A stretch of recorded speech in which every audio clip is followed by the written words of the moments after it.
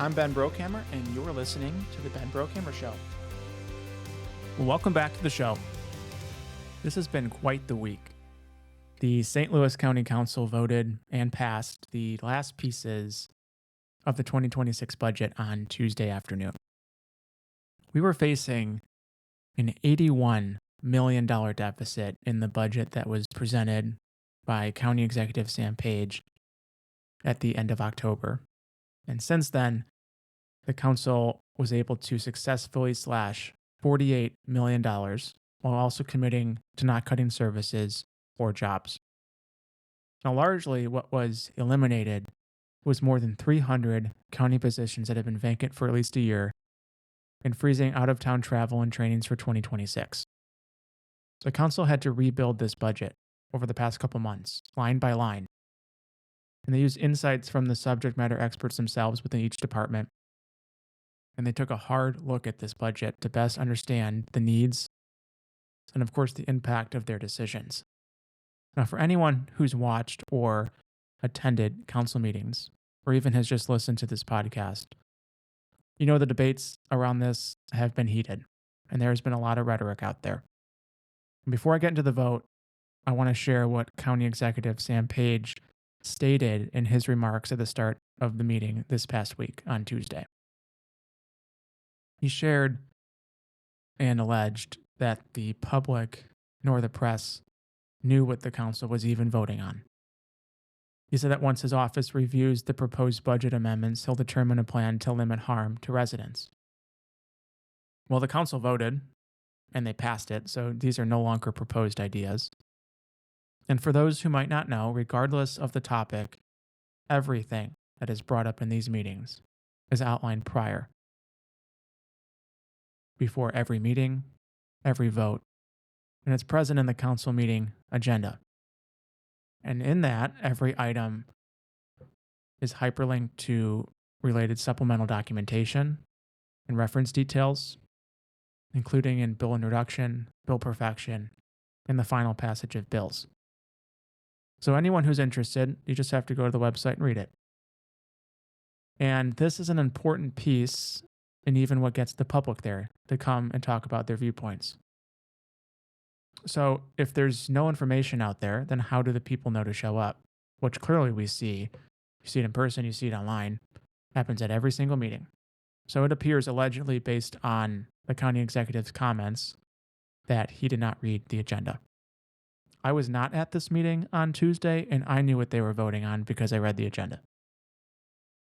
That should be concerning to all of you. So what is some of what was addressed in this meeting on Tuesday? Well, they reduced the deficit for the general fund by $29 million. Of that, 7.7 from special roads and bridges, 11 million from the health fund, and 2.5 million from the parks and recreation fund. And there's a big difference in the meanings and uses of, quote, cutting a budget. You have to look at what the current year budget is, what the county executive is proposing, and what really, in the end, the council adopted. And so when we talk about cutting, for example, 29 from the general fund, or in total cutting 48 million, largely it's the difference between what the county executive proposed and what the council decided. For example, the health fund. The council's adopted budget allocates $80 million for the department for 2026. This is down from the current year's adopted budget of more than $83 million. So that's a $3 million plus difference year over year. They cut $11 million, meaning that County Executive Sam Page had proposed $91 million, which was 8 more than they had last year.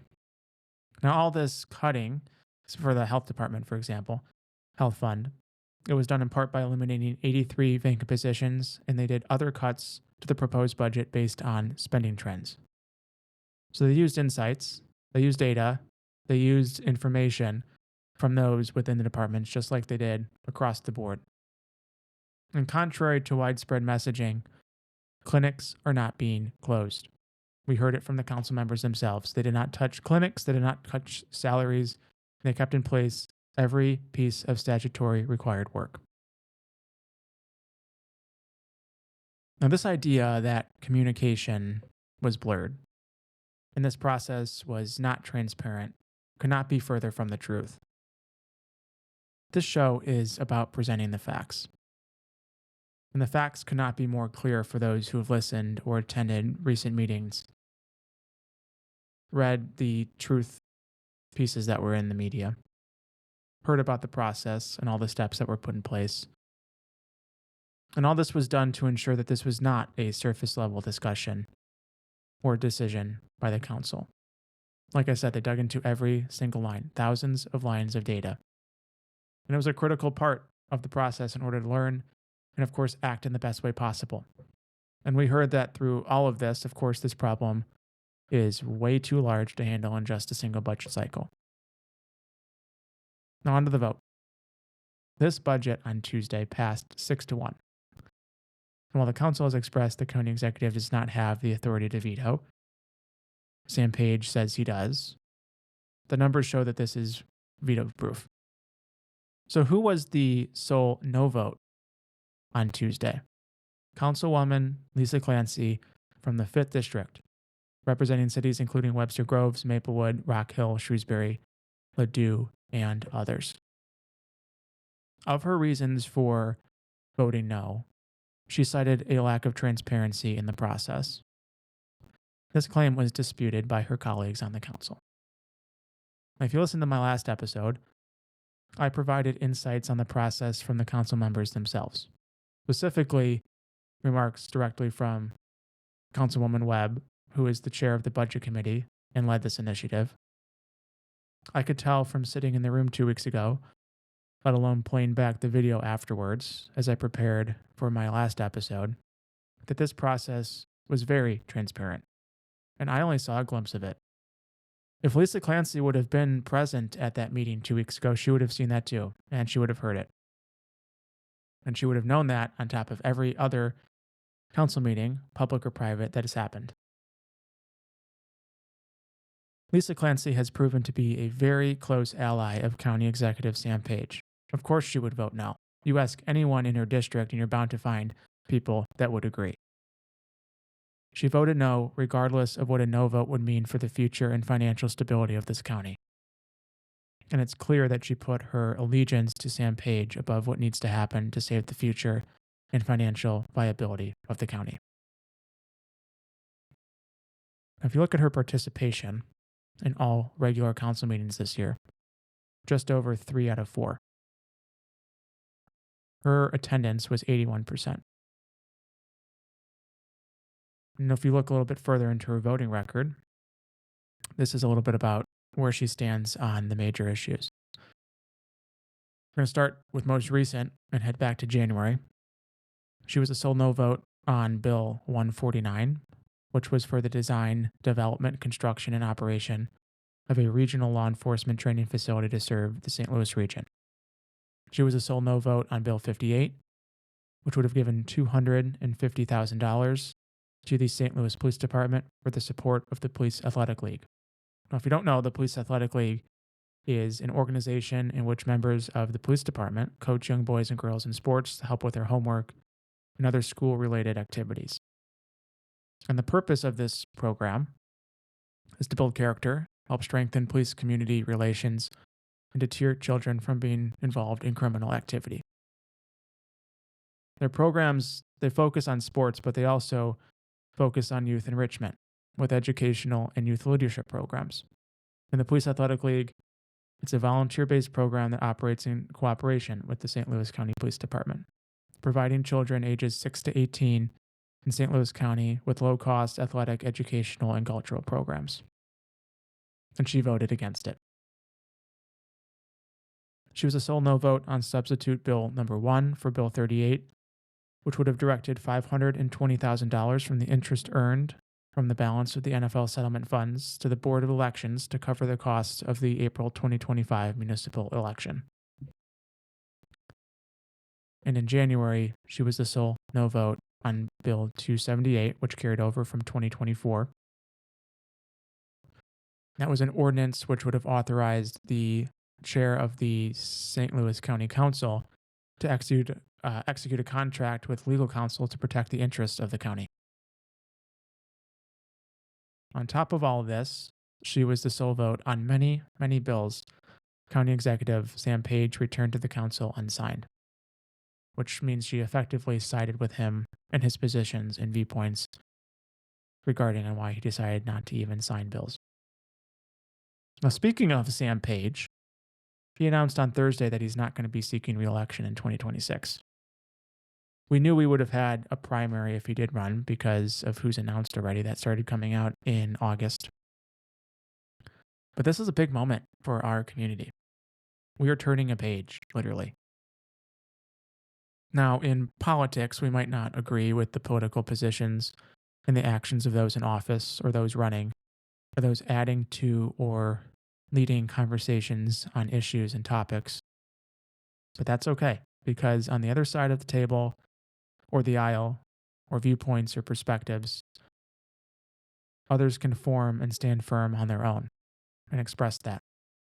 And that's the power and the freedom of our democracy. Whether at the dinner table or with friends on social media or showing up and speaking out at council meetings or any civic involvement in between. And aside from our voice, above all, we have the power of our vote. So from what I've seen and heard, many within St. Louis County are looking for change. And they're looking for someone who can lead St. Louis County with action and integrity and accountability and common sense. For those, this is an opportunity to make that happen, maybe more than ever before, without him in the race. So we have one more year, and a lot can happen between now and an election and a swearing in. So it's important to keep talking about the issues and speaking up and standing up, and it's important to keep pushing for truth, honesty, accountability, responsibility, decency, and respect. It's important to start conversations, of course, to learn, but maybe more importantly, to listen and to never give up on the path that we are all forging in order to create a better and stronger community. The courage to speak up is a whole lot easier to take than looking back and wishing you did. Now, the last newsworthy topic of this episode is the proposed sales tax increases being considered in Webster Groves. These taxes would be, there's two of them. There would be a 1/4 cent increase for the fire protection tax and a new 1/2 cent economic development tax. Both of these would raise the city's sales tax from 9.238% to 9.988%, one of the highest in the region. Now, as we know and previously discussed in depth on this podcast, the city of Webster Groves is facing a massive deficit. The all funds revenue expense gap is $8.1 million. And the current deficit for the general fund is just over $1 million. It's been reported that the council is split on how they even feel about this tax. Likely to throw the vote in the air. It's really anyone's guess how it's going to land. Those for raising sales taxes believe it's going to help businesses. And those against it feel it's going to hurt business. And they have concerns about what it means for residents and the cost of living. And those who choose to shop here. It all boils down to the question of, is raising taxes the solution? Is it the solution to the deficit? Is it the solution to looking for opportunities to attract business? That's what's at stake. Now, I was not at the county council meeting that we just walked through on Tuesday because I was at the Webster Groves City Council meeting, which is just around the same time.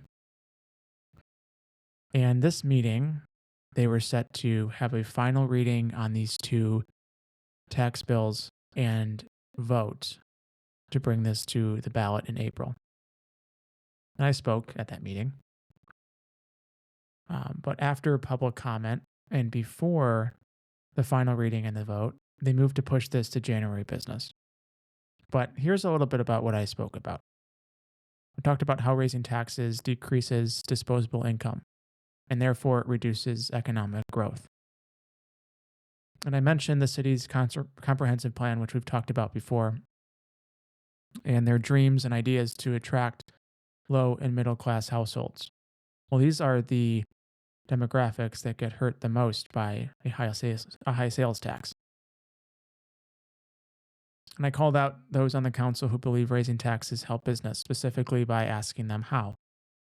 How will making it more expensive to shop in our city help businesses? People will shop elsewhere, where it's less expensive and they have an alternative. And then businesses will move to places that allow them to thrive and encourage them to grow. And this city will lose every dollar of sales tax revenue from those purchases, not just the increase. And then what? A bigger deficit? And hearing once again they want to raise our taxes. So I've talked to people of this community, and they're fed up with high taxes. And people feel their hard-earned tax dollars are being wasted. And on that topic, I shared observations of living through misplaced priorities from a taxpayer perspective and from a resident perspective, from a business owner perspective. For example, they didn't plan for, apparently, based on what's been coming out and why they want to raise the fire protection tax, they didn't plan for the replacement of a 7-figure pumper truck that would cost $1.2 million. Part of this fire protection tax would be to pay for it. And while they weren't planning for that, they were handing out $500 rebate checks for property owners that put a solar project on their parcel, valued at more than $2,500. And they capped that at $20,000 for the program for the 2024, 2025, and 2026 fiscal years.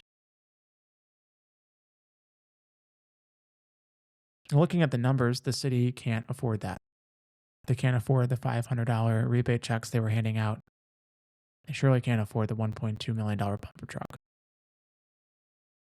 After the end of this, I summed it all up and I provided a spoiler to how this story ends. Drawing a comparison to the inflated size of government, the culture of spending now and taxing later, and the places that those decisions land a community. And I used St. Louis County as an example. On the verge of bankruptcy, just that day, we had a county council sharing and voting on a budget in the hopes of pulling it back from the cliff of bankruptcy.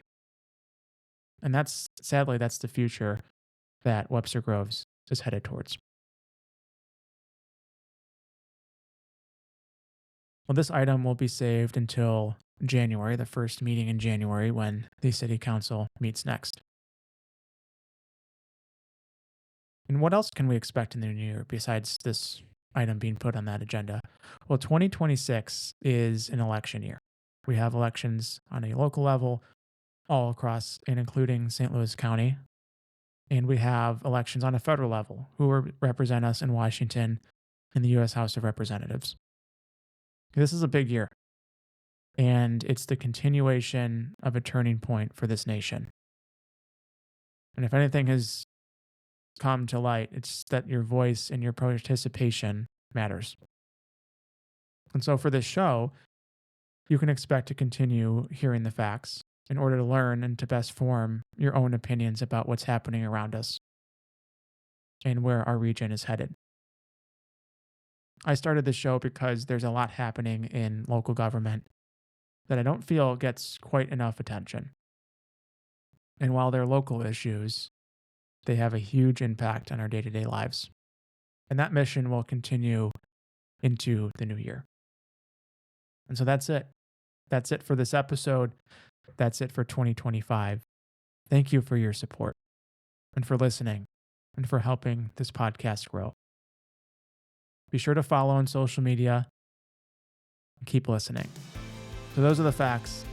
This is the Ben Brokammer Show, streaming on Spotify, Apple Podcasts, Amazon Music, YouTube, and iHeartRadio. Until next time, May you have a Merry Christmas and a Happy New Year. Thank you.